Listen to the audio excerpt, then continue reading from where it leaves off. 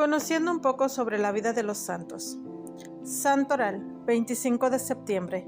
San Carlos de Sese. Cada 25 de septiembre la Iglesia celebra a San Carlos de Sese, fraile franciscano italiano, uno de los mejores exponentes de la poesía y la mística del siglo XVII. San Carlos de Sese es también conocido por haber recibido en propia carne signos físicos del amor de Dios. Su corazón fue traspasado por un rayo de luz proveniente de la Eucaristía, rayo que le dejó una herida abierta en el pecho por el resto de su vida. Juan Carlos Marchionni, nombre de pila del santo, nació en 1620 en el pequeño pueblo de Sese, en la región de Lacio. Era de origen humilde. Logró acceder a la escuela gracias al sacrificio de sus padres.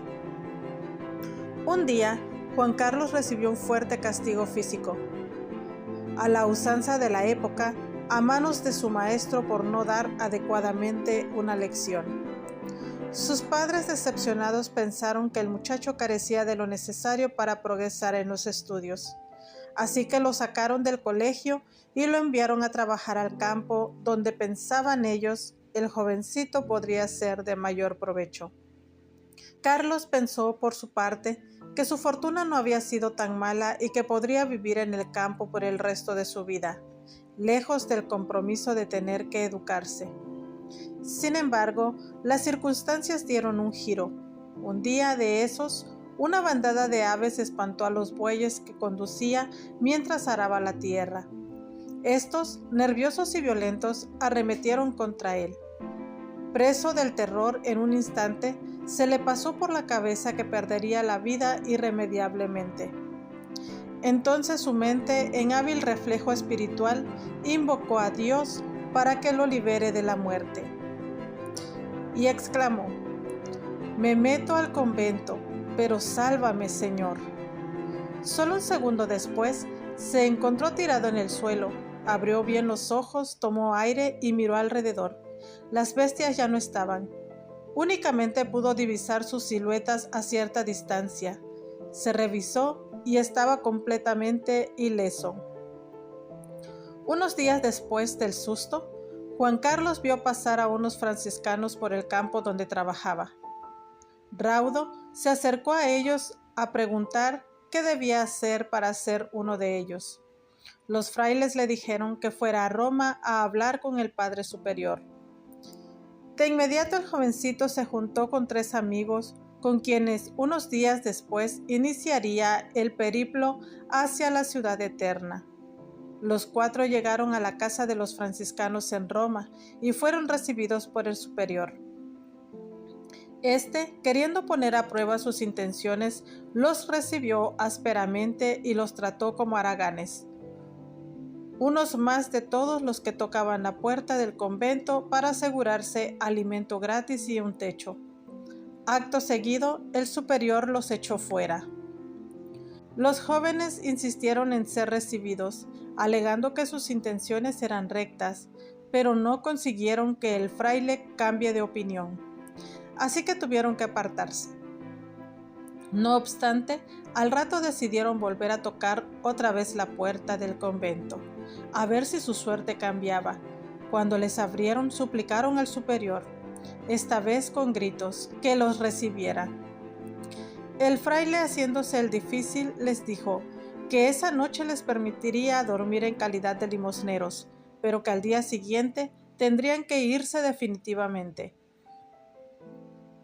Los 4 aceptaron la propuesta, pero al día siguiente, en vez de ser echados, recibieron un mensaje inesperado del superior. El fraile les mandaba decir que habían pasado la prueba inicial y que serían admitidos como aspirantes. Juan Carlos fue nombrado portero del convento.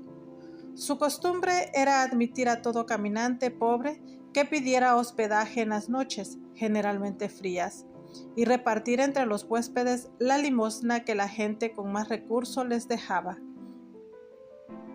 Al principio el superior se lo aceptaba, pero después lo llamó y le dijo: «De hoy en adelante no admitiremos a hospedarse sino a unas poquísimas personas, y no repartiremos sino unas pocas limosnas, porque estamos dando demasiado. Él obedeció, como correspondía, pero sucedió entonces que dejaron de llegar las cuantiosas ayudas que entregaban los benefactores de la orden. Entonces el superior lo llamó para preguntarle cuál podría ser la causa de tal disminución. La causa es muy sencilla, respondió el hermano Carlos.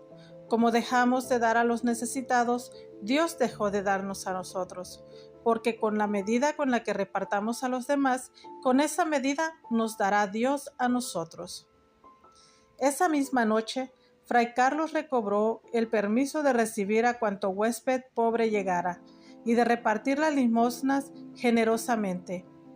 El Señor volvería a enviar a los frailes las habituales y copiosas donaciones, suficientes para vivir y ayudar. No pocos entre quienes reconocían en Juan Carlos una vida espiritual profunda le solicitaron que redactara ciertas pautas que ayudara a otros a rezar mejor y crecer en santidad. El fraile aceptó el pedido y dio su consentimiento para que se difundieran sus textos. Esto, lamentablemente, no fue del agrado de todos. Lo que para él era un acto de obediencia y desprendimiento, se convirtió a los ojos de algunos en un gesto de petulencia y vanidad. Después llegaron las reprimendas y la amenaza de excluirlo de la comunidad. El buen fraile no tenía ni idea de que para estas cosas son necesarias censuras y revisiones. Humillado, el santo se arrodilló ante el crucifijo para desahogar su dolor, cuando de pronto oyó una voz que le decía: «Ánimo, estas cosas no te van a impedir entrar en el paraíso». Esa voz era la de Cristo, que desde la cruz le estaba hablando. Había una breve y sencilla oración que el hermano Carlos repetía con frecuencia: «Señor, enciéndeme en amor a ti». El pedido se convirtió en jaculatoria, porque siempre estaba en sus labios o en sus pensamientos.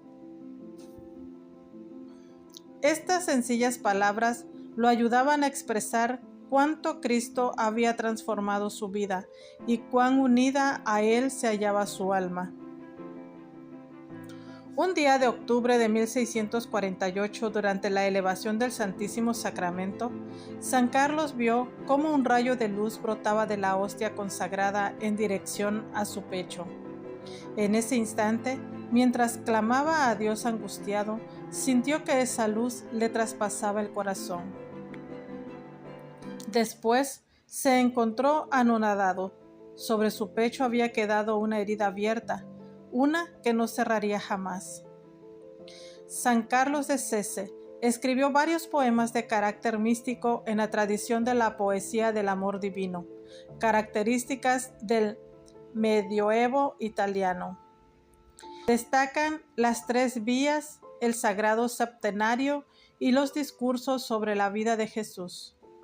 Por orden de su confesor, redactó también una autobiografía, lo que se considera decisiva para comprender su alma mística.